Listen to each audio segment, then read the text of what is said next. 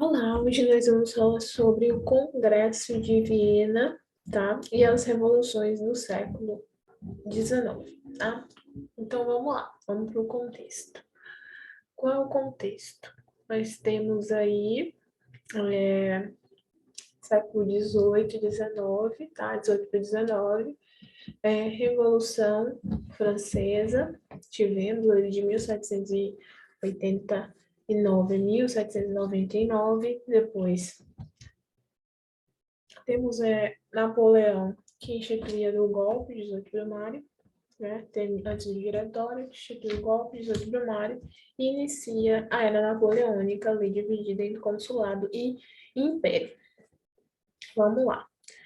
Consulado e império. Logo após isso, nós temos a derrota de Napoleão, né, na Batalha de Trafalgar, né, ele é exilado, depois ele morre, certo? E acaba o fim aí a era napoleônica e volta aí as medidas, há um retorno, né, do absolutismo, né, do monarquismo. Haja visto que as reivindicações da Revolução Francesa nada mais são do que um combate a esse tipo de governo, né, absolutismo, monarquismo, ou a monarquia, né, o poder nas mãos do rei, de um só. Ok? Esse é considerado aí, a Revolução Francesa é considerado um movimento burguês, tá? Uma revolta burguesa. Além do mais, é considerado também uma revolta liberal, visto que nós estamos aí num contexto do período do iluminismo, da ilustração, do liberalismo, e nós temos, dentro desse contexto, o início aí de muitos países modernos, né, da Europa, iniciando seu processo aí de, do período liberal, né, mais liberal, né, a destituição do poder do rei, certo? Como a França, nós temos inicialmente, né, o primeiro nós temos aí a Inglaterra, né, com as revoluções inglesas, a Revolução Puritana, a Revolução Gloriosa. Nós temos os franceses, né, aí com a Revolução Francesa, nós temos Portugal, né, também posteriormente. Enfim, nós temos dentro desse contexto do iluminismo, ok? Mas, com a derrota de Napoleão, né, e esse movimento liberal, ele foi contido, ele foi tentado, né, conter esse movimento liberal. Como que foi, como se tentou conter esse movimento liberal?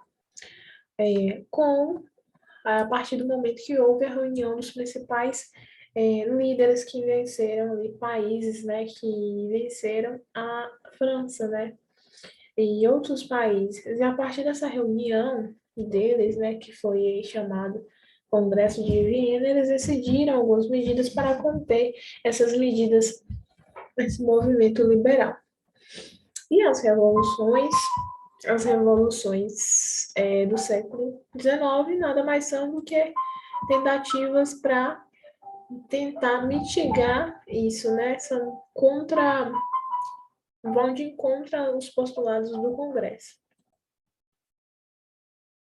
Então, nós temos essas revoluções como tentativa, né, de realmente ir contra o Congresso dos Grandes, né, dentro do contexto aí de retorno ao regime monárquico, né, que o Congresso de Viena queria isso, conter o liberalismo e o retorno aí das instituições, das características da forma de governo monárquico, absolutista. Ok.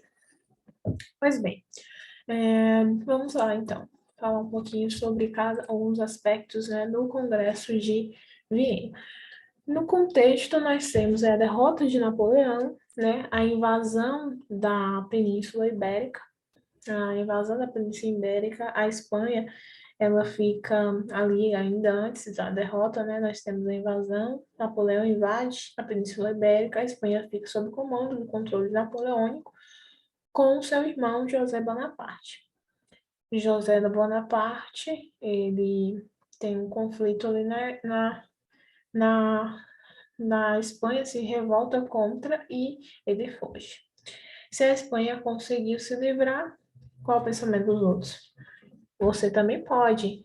Qual outro contexto, né? Trazendo aqui para Portugal. Dom João VI, ele foge para o Brasil, né? A gente já viu no período joanino ali todo o contexto, a vinda de 1800, em 1808. Ok, derrota napoleônica, nós temos então as campanhas russas, tá? Campanhas russas. O que nós podemos inferir sobre as campanhas russas?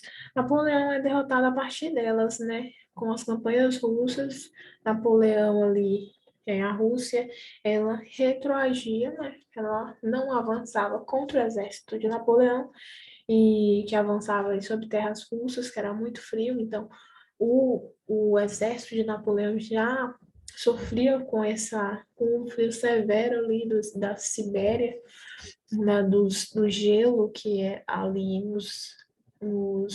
nas altas altitudes da Rússia, né?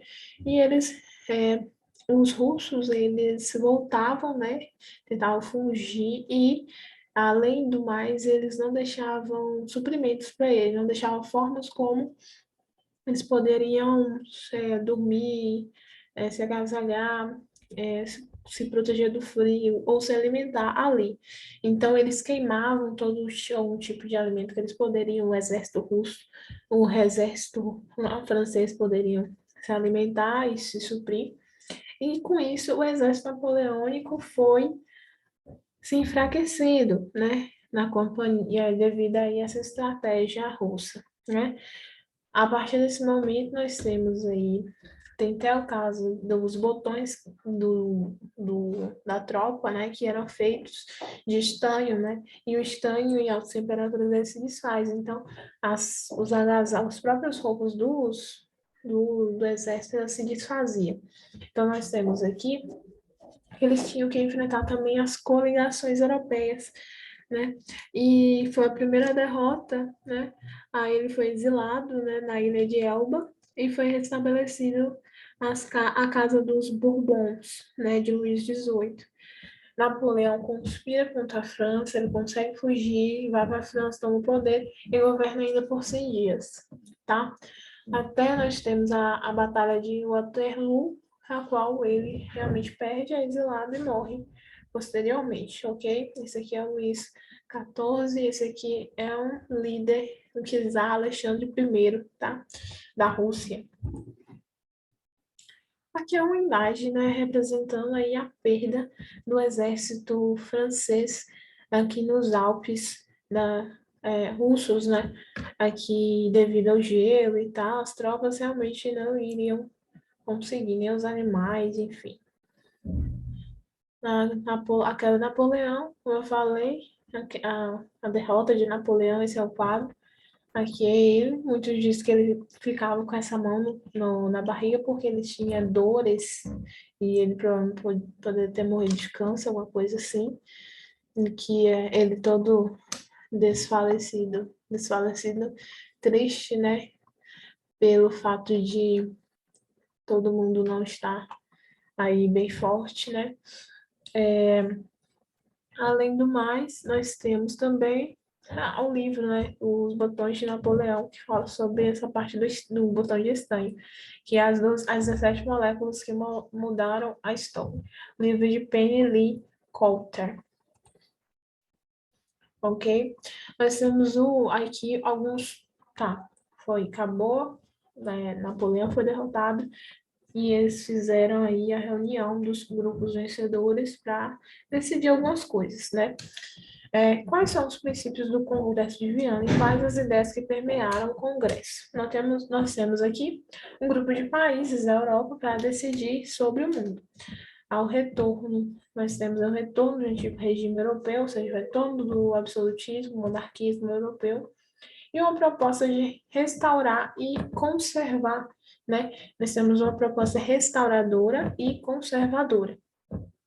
E quem está envolvido? A Inglaterra, a França, a Espanha, Portugal. Eles não foram é, eles ganharam da França, mas eles não, tipo, possuíram a terra da França, eles reconheceram o grande potencial, o poder, assim, a soberania da França também. Aí nós temos o princípio da legitimidade, tá? Retorno dos reis, princípio da territorialidade, princípio da intervenção, né? Além disso, nós temos também, foi realizada aí a chamada Santa Aliança. Isso é bem parecido com aquela questão da reforma contra a reforma, né, que nós vimos ali na Idade Moderna da Igreja Católica, a reforma, né, que foi os movimentos protestantes, e a Contra-Reforma, que foi a resposta da Igreja Católica a esses movimentos protestantes. E como resposta a isso, a Igreja Católica fez ali o chamado Concílio de Trento. Nossa, como eu lembrei isso? Concílio de Trento, né? E esse concílio instituiu algumas coisas para melhorar aquilo ali. Bom, as companhias jesuítas para atrair mais fiéis, ou também instituíram o index, né? A queima de livros que eram considerados proibidos pelo clero, né? Em questão. E a volta do o Santo Tribunal de Ofício, né? E algumas coisas, assim como a Igreja Católica ali teve essa resposta, o Congresso de Viena nada mais é do que uma resposta aos movimentos liberais da época. E com isso, né, eles, assim como a Contra-Reforma Católica, que fez o Concílio de Trento, o Congresso de Viena fez aqui a Santa Aliança, né? Medidas para combater os movimentos liberais. Santa Aliança, luta que repercutiu ao longo do século XIX entre as forças transformadoras, liberais, socialistas e anarquistas, e as conservadoras, né, que são os nobres, o clero, os monarcas. Então, nós temos aqui, em 1814, com o fim das guerras napoleônicas e o exílio de Napoleão, né, Bonaparte, a difusão dos ideais burgueses e liberais pareciam dominadas pelas monarquias europeias. Logo, a conjuntura era a ideal para reformas. Assim, três princípios eram idealizados pela nobreza europeia, que visava a restauração dos antigos monarcas e das antigas fronteiras. Pré-Revolução Francesa. A manutenção da legitimidade e dos privilégios nobiliárquicos e a manutenção do equilíbrio político e econômico entre os impérios.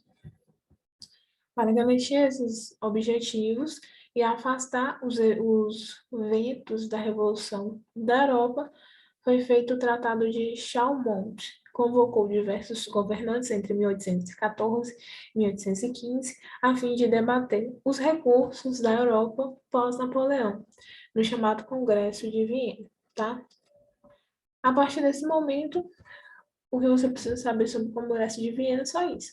O Congresso de Viena é uma resposta aos movimentos liberais que tinham como preceito fundamental o restabelecimento do antigo regime e combater as formas ali de os movimentos liberais, tá? Com o quê? Através da instituição ali da Santa Aliança, certo? Para isso, como toda revolução tem uma contra-revolução, né? Nós temos a dialética, né? Nós temos aqui as revoluções liberais de Portugal, Espanha e França. Então, nós temos essas três revoluções: Portugal, Espanha e França, ok? Vamos falar primeiro, não, vamos contextualizar, né?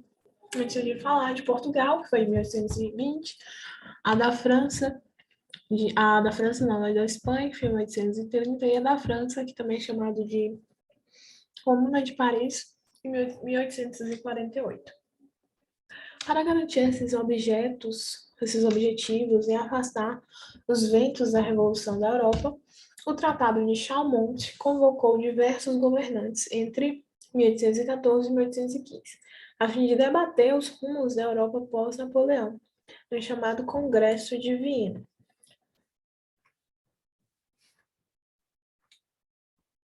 Então, nós temos aí a primeira revolução, né, a Revolução Liberal, a Liberal do Porto, que foi em Portugal, em 1820, na qual as pessoas foram para o Porto e reivindicaram a volta de Dom João para o Brasil, para Portugal.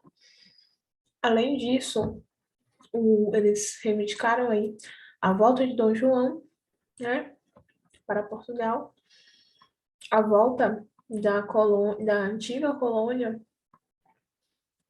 que até então foi emancipado para vice-reino, né, para Reino de Portugal, né, lembrar Reino do Brasil e de Portugal, né, para voltar a ser colônia, né, então eles reivindicavam isso. Dessa forma, com uma parcela da sociedade influenciada pelos ideais iluministas e reivindicando mudanças, o movimento revolucionário liderado por militares insatisfeitos teve início na cidade do Porto, se espalhando por Portugal e afetando diretamente o Brasil. Assim, os revolucionários portugueses passaram a exigir retorno de Dom João VI para Portugal.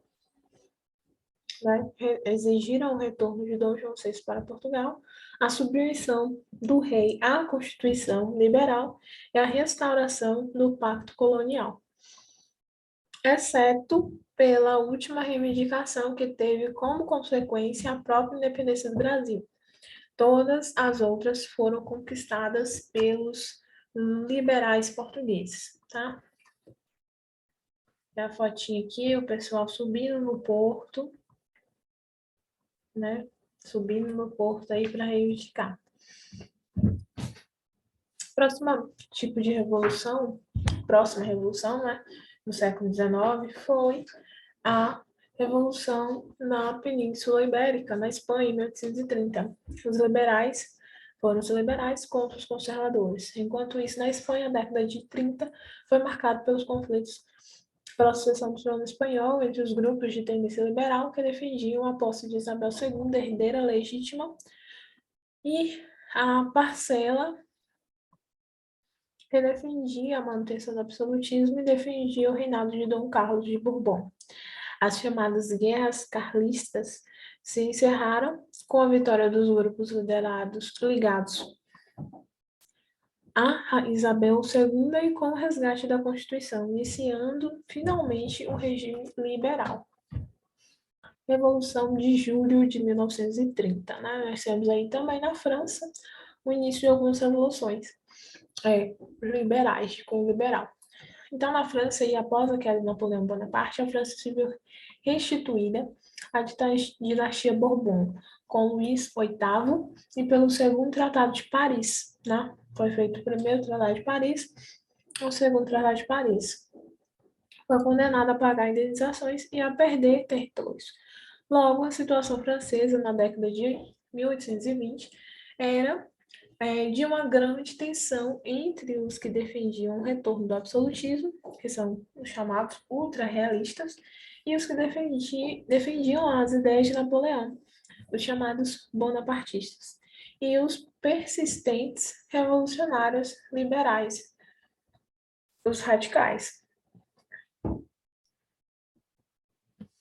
No entanto, com a morte de Luís VIII, 18º, né, em 1824, e a subida de Carlos X ao trono, foi consolidada a vitória das correntes absolutistas e restaurados os privilégios do clero e da nobreza, gerando mais uma vez imensa insatisfação popular. Em 1830, com a vitória dos liberais na Câmara, Carlos X decretou as Ordenações de Julho, que além de fechar a Câmara, anulava a vitória dos liberais nas últimas eleições, censurava a imprensa, permitia o rei governar através de decretos e ainda reduzia a quantidade de pessoas que poderiam, né, votar. Bem, ainda sobre as revoluções, a Revolução de Junho, né? Aí na França, com Carlos X, nós temos ele que instituiu as Ordenações de Julho para que fechou a Câmara, anulava a vitória dos liberais nas últimas eleições, né? Tentar conter aí um adepto do Congresso de Viena, Carlos X, para tentar conter os avanços liberais, né? E ele permaneceu no poder, ok? Então, o que ele fez? Com essas medidas, teve a resposta da população francesa, movida ainda pelos ideais liberais, foi através das chamadas Marchas Gloriosas, que durante 3 dias tomaram as ruas de Paris com revoltas e barricadas. A Revolução levou à fuga de Carlos X e a tomada de poder pela alta burguesia que colocou no trono o rei Luís Felipe de Orleans, o chamado rei burguês, ligado ao setor financeiro e aos banqueiros, tá? Se a gente perceber, fazendo um adendo aqui, no postulado de Karl Marx, né, ele cita como exemplo a relação aí da Revolução Francesa, né, e também no desencadeamento ali, ele até cita, fala sobre essas revoluções, principalmente, né, na comuna, chamada Comuna de Paris, né, que foi essa revolução aí de julho de 1830 até 1848, essas reivindicações populares através de revoltas nas ruas de Paris e barricadas que destituiu o Carlos X, destituiu não, acabou fugindo, né? E, porém, colocou no trono aí Luís Felipe de Orleans, tá ok? O chamado rei burguês, tá? Nós temos aqui na historiografia, esse período é comumente conhecido como Monarquia de Julho, que vai de 1830 a 1848. Apesar de afastar as intenções conservadoras do Congresso de Viena e apresentar uma postura mais liberal em seu reinado, apoiando inclusive outras revoltas na Europa, Luís Felipe manteve muitos aparelhos de desigualdade social na França, principalmente o voto censitário. Então, Luís Felipe, que tomou posse, ele e permaneceu essa monarquia, a monarquia de Júlio, chamada, né, que a qual o antigo regime ele foi favorecido, né, nessa relação. Ele apresentou, né, algumas posturas mais liberais, né, em seu reinado. No entanto, ainda persistia aquelas desigualdades sociais, inclusive o voto censitário, que é baseado em sua renda, né? O voto ali baseado no quanto o seu poder aquisitivo. Então, a Revolução Francesa de 1848. Ela é chamada também, né, de Segunda Revolução Francesa, devido à monarquia de Júlio ali, de Filipe de Orleans, nós vamos ter o início de uma segunda Revolução Francesa para tentar destituir esse rei, em 1848, que é sim, aí sim nós temos a chamada Comuna de Paris, né? Apesar do reinado de Luís Felipe ter marcado uma série de conquistas para a alta burguesia e uma fase de industrialização na França, as tendências opositoras não paravam de crescer e se organizar. Pela burguesia, o republicanismo e o bonapartismo cresciam novamente, sendo o último legado, agora a Luís Bonaparte, enquanto nas classes populares, sobretudo entre os operários, aumentava cada vez mais as vozes que discursavam sobre o anarquismo e o socialismo, e foi o Manifesto Comunista de Karl Marx, publicado também em 1848.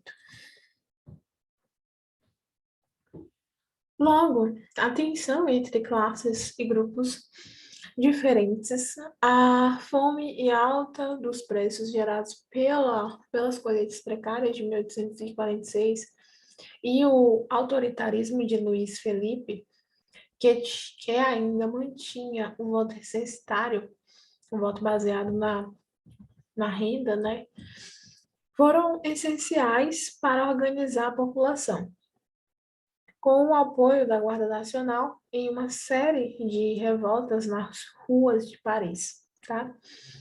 As revoltas ocorridas em julho de 1848 levaram à demissão o ministro Gutzot E, logo em seguida, a fuga de Luís Felipe para a Inglaterra, deixando o trono vago.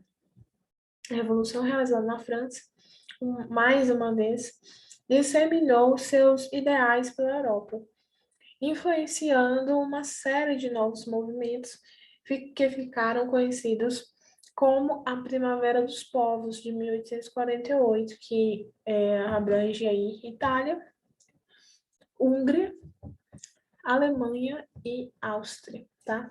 A chamada Primavera dos Povos, tá? Outra questão importante. Comuna de Paris, né? E, consequentemente, as outras revoluções, como a Primavera dos Povos. Enfim, apesar de inicialmente vitoriosos nas ruas, no campo administrativo, os liberais e socialistas que participaram do movimento em Paris não obtiveram o mesmo sucesso. Durante o governo provisório instalado, medidas como a Declaração do Sufrágio Universal, o fim da pena de morte e as chamadas oficinas nacionais garantiam empregos aos desempregados, que garantiam emprego, garantiam que essas oficinas nacionais garantiam emprego aos desempregados. Foram criados, né? Mas as divergências entre os operários e a baixa burguesia, maioria socialista e liberal radical, contra a alta burguesia, que eram os conservadores e liberais moderados, logo se intensificou, retomando o caos às ruas de Paris. No entanto, dessa vez, as revoltas foram massacradas pelo general Carvalhac, que fechou as oficinas nacionais, suspendeu os direitos individuais, executou mais de 3.000 revoltosos e exilou outros 1.500 para as colônias. O novo governo de Carvalhac, baseado no autoritarismo e nas perseguições, garantia os interesses da alta burguesia. E, por fim, abriu espaço para a restauração do bonapartismo na França, dessa vez com Luís Bonaparte, sobrinho de Napoleão I, eleito em 10 de dezembro de 1848, iniciando a Segunda República Francesa. Vamos lá para as questões.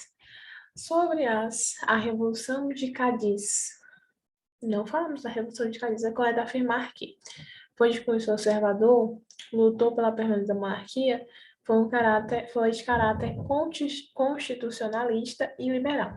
Lembrando, né, gente, quando as monarquias elas não tinham constituição, basicamente, para a constituição, como soberano, se tinha a palavra do rei, que era mais soberano ainda.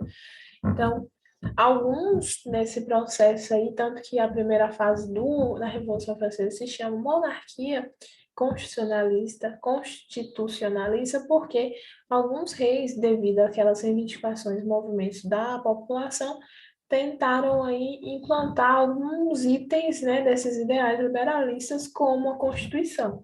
Então, é chamado monarquia constitucionalista justamente por isso. Era uma monarquia, mas que tinha uma Constituição. Mas ainda o poder do rei era soberano. Ok. Foi um dos objetivos do Congresso de Viena. Letra A, conter o avanço do liberalismo? Não, né? Porque eles... Sim, não, exatamente isso. Conter o liberalismo. Consolidar a expansão? Não. Já tinha acabado Napoleão, fortalecer medidas girondinas. Não, o girondino já tinha acabado ali antes de Napoleão, na Revolução Francesa. Dentre as reivindicações da Revolução Liberal do Porto, é correto afirmar que não exigia que Dom João VI retornasse a Portugal. Exigia, sim. Não exigia a monarquia repassasse absolutista a parlamentar. Exigia, sim. C. Exigia a recolonização do Brasil. Exigia a recolonização do Brasil.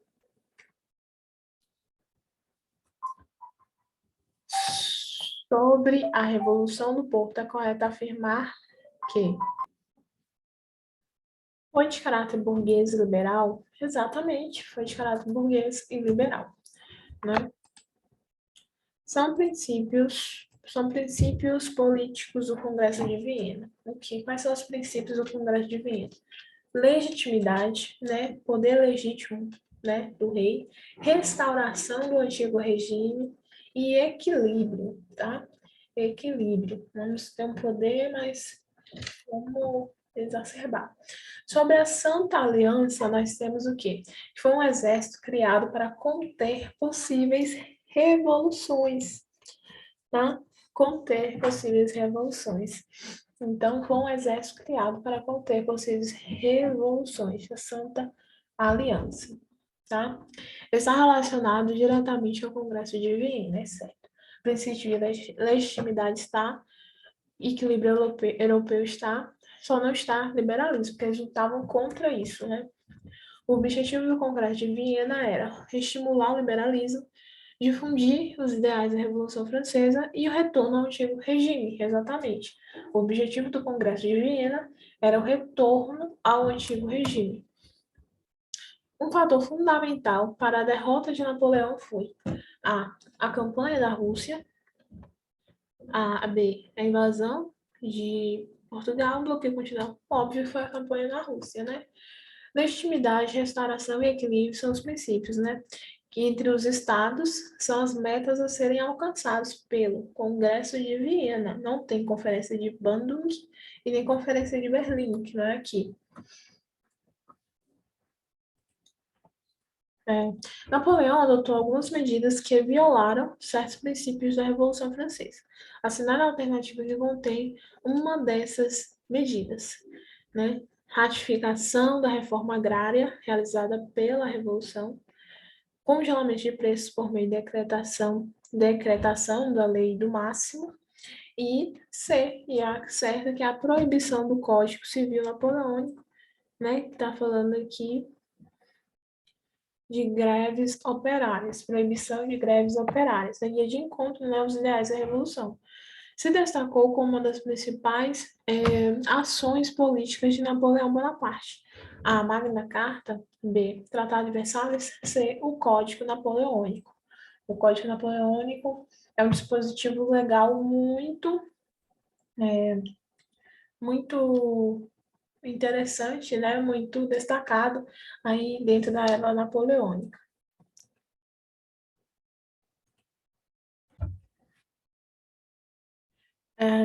Dentre as opções a seguir, qual não foi uma decisão do Congresso de Viena? Letra A, estabelecer um absolutismo na França? Foi. Acabar com o sistema de colonização? Não. Né? Que é o avanço liberal? Foi, sim. Podemos afirmar que das consequências do Congresso de Viena foi as revoluções de 1820, 30 e 48. Vamos lá, as questões contextualizadas, tá? Vamos ler primeiramente a pergunta. Vamos lá, onde é que tá? Esses artigos do bloqueio continental, decretado pelo imperador da França em 1806, permitem notar a disposição francesa de 1. Artigo 5º. O comércio de mercadorias inglesas é proibido e qualquer mercadoria pertencente à Inglaterra ou proveniente de suas fábricas e de suas colônias é declarada boa presa. Artigo 7º, a do bloqueio continental, a gente já fez essa questão. Nenhuma embarcação vinda diretamente da Inglaterra ou das colônias inglesas ou lá tendo estado desde a publicação do presente decreto será recebida em porto algum. O artigo 8º, né? Qualquer embarcação que, por meio de uma declaração, transgredir a disposição acima será apresada e o navio e sua carga serão confiscados como se fossem propriedades inglesas, né? Esse é um excerto do bloqueio continental de Napoleão. Então, o que diz aí? Né? Letra A, com a disposição, né, francesa. Estimular a autonomia das colônias? Não. Impedir a Inglaterra de negociar com a França uma nova legislação para comércio da Europa? Não. Provocar a transferência da corte? Não. D. Ampliar a ação dos conspários ingleses? Não. Debilitar economicamente a Inglaterra? né? Então, em processo de industrialização, limitando seu comércio com o restante da Europa. Napoleão Bonaparte assumiu o poder na França em 1799 a partir do chamado Golpe dos 18 Brumário. Tornou-se primeiro cônsul, depois primeiro cônsul vitalício e posteriormente imperador. Durante seu governo, letra A, retomou as relações com a Inglaterra, com a Igreja Católica e permitiu total autonomia de seus sacerdotes. Letra B, estabeleceu a monarquia parlamentarista nos moldes do sistema governo vigente na Inglaterra. Não. C. Estabeleceu um novo Código Civil que manteve a igualdade jurídica para cidadãos do sexo masculino e o direito à propriedade privada. Exatamente isso. Liberalismo e essa restrição ainda, né? D. Procurou retomar as antigas possessões marítimas francesas, não. Desgaste no Haiti, no Sudeste, não. Aliou-se ao sans-culottes, grupos mais radicais da Revolução Francesa. Não, né? Realmente foi o Código Civil. A independência no Brasil, em 1822, foi fruto de uma série de fatores cujo ponto de partida se pode localizar na vinda da família real para o Brasil em 1808, com a corte no Brasil e a sede da monarquia para cá transmutada, deflagrou-se uma verdadeira inversão de papéis, tornando-se Portugal uma colônia de uma colônia sua. A tentativa de Portugal de reverter essa situação e tornar-se novamente metrópole do Brasil foi revelada de forma mais contundente através da Confidência Mineira? Não.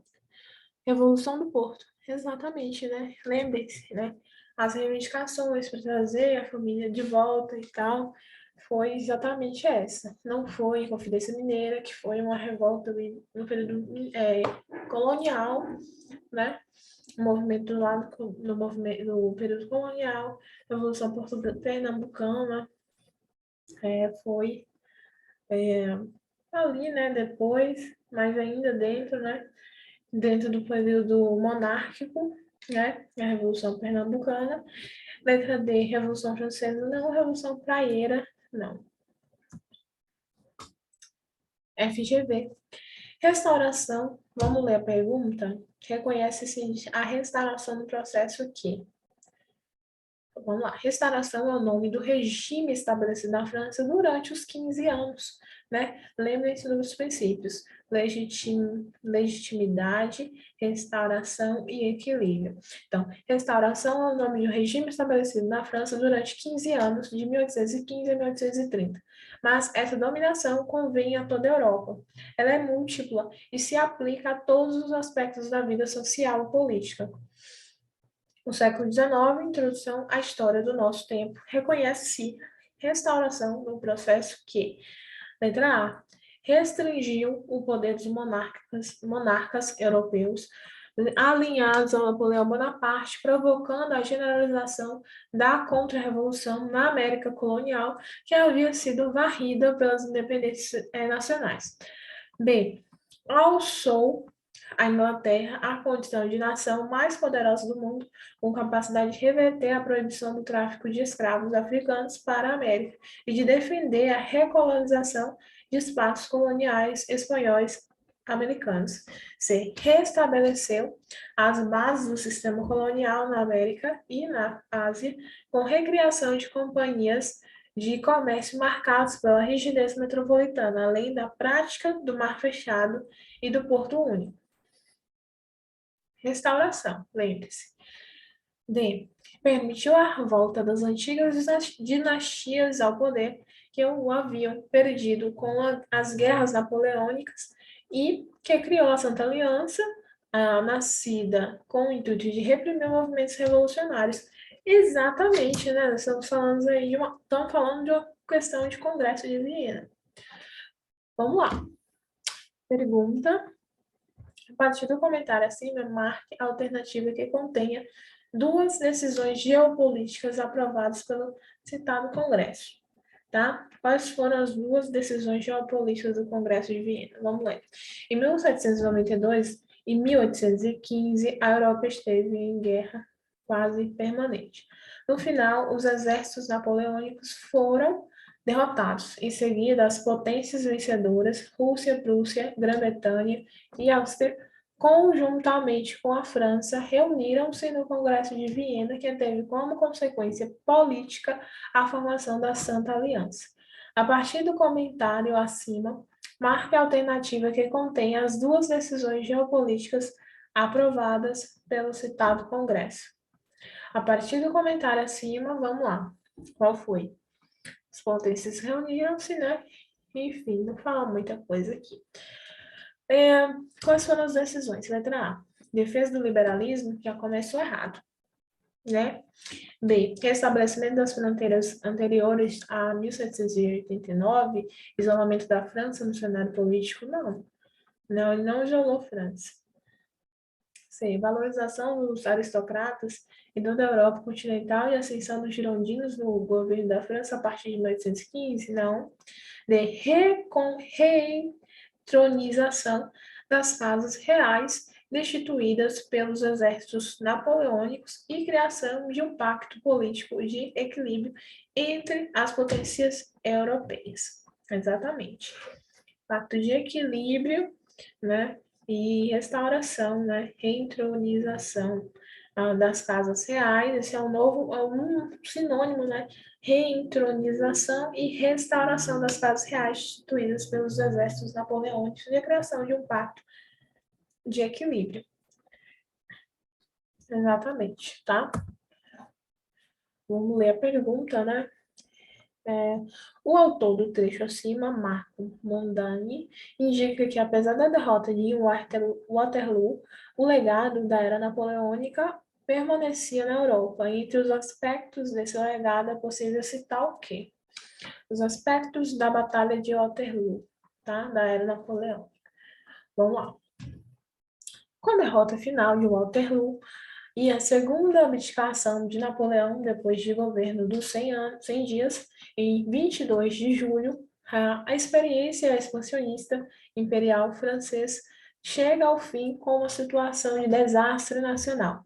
Porém, por mais catastrófica que tenha sido a derrota, ela não conseguiu anular aquela que talvez tenha sido a principal obra do Império Napoleônico, apesar das graves contradições presentes no seu projeto. Tá?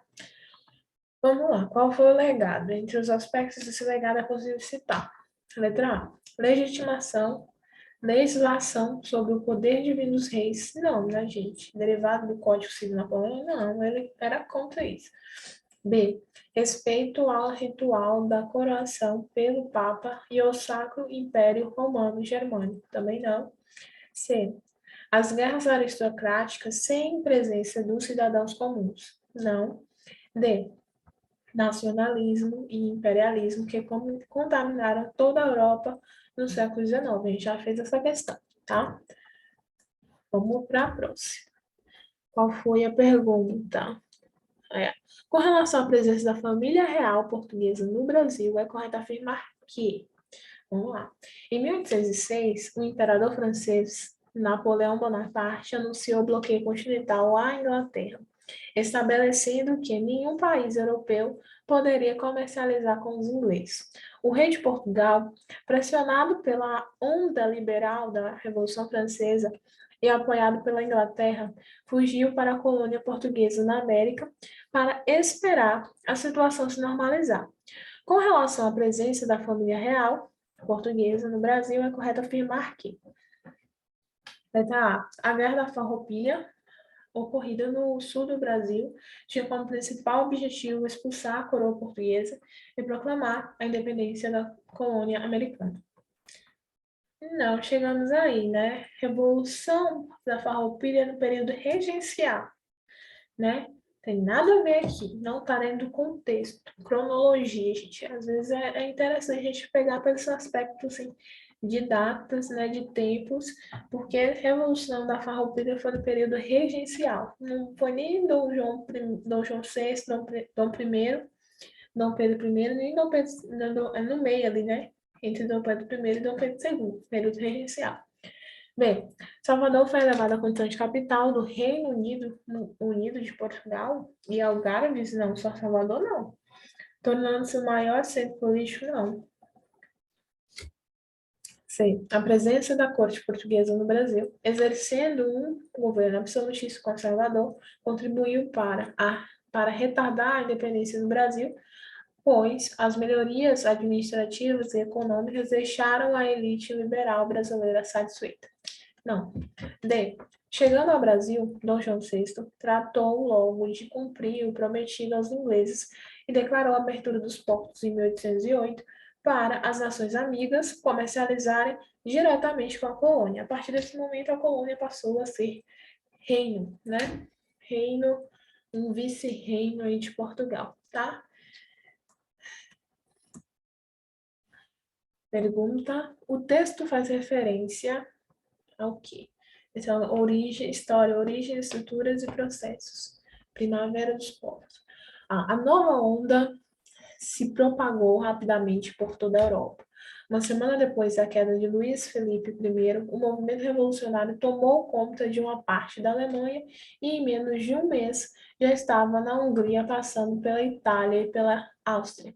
Em poucas semanas, os governos dessa vasta região foram derrubados e supostamente se inaugurava uma nova etapa da história europeia, a Primavera dos Povos, né? Nós temos aí o texto faz referência ao que? A Belle Époque, B, a Revoluções de 1848, exatamente, né? Revoluções de 1848. É enorme isso aqui, né? Érica Hobsbawm está aí. A Era das Revoluções. Vamos lá. A formação do mundo contemporâneo, né? Levando em consideração as medidas e transformações do período napoleônico, assinala a alternativa correta. Ó, o texto, para a questão 9, Bonaparte, para os franceses, foi o mais bem-sucedido governante de sua longa história. Triunfou gloriosamente no exterior, mas, em termos nacionais, também estabeleceu ou restabeleceu o mecanismo das instituições francesas como existem até hoje. A era das revoluções aí de Érica Hobsbawm foi preciso esperar a consolidação napoleônica para haver um novo interesse pela indústria. Tá? Então, aí foi as medidas de Napoleão contra a Inglaterra foi justamente para mitigar esse avanço industrial, né? As transformações, essa é a alternativa correta. Letra A. As principais transformações e reformas napoleônicas durante o consulado foram institucionalização do Código Civil, em 1804, garantindo a liberdade individual, a igualdade perante a lei e o direito à propriedade privada, e proibição de organização sindical operária, e criou isso aí em linha de encontro, né, a Revolução, os preceitos da Revolução Francesa, e criação da sociedade de fomento à indústria, para incentivar o desenvolvimento da indústria francesa. Então, qual o objetivo do bloqueio continental, né? O bloqueio continental tal, restringiu aí o embargo contra a Inglaterra, mas para que ele fez isso? Porque a Inglaterra estava num momento de pleno desenvolvimento industrial, e isso fez com que houvesse mais, com que aumentasse, né, o índice, né, de procura aí pela indústria inglesa, o que fez com que houvesse esse contraponto da francesa, tá? A Santa Aliança, coalizão entre Rússia, Prússia e Áustria, criada em setembro de 1815, após a derrota de Napoleão Bonaparte, tinha por objetivo a Santa Aliança, coalizão entre Rússia, Prússia e Áustria, criada em 1815, após a derrota de Napoleão Bonaparte, tinha por objetivo político promover e proteger os ideais republicanos e revolucionários, bem impedir as intenções de combater e prevenir a expansão dos ideais republicanos e revolucionários franceses em toda a Europa. Exatamente.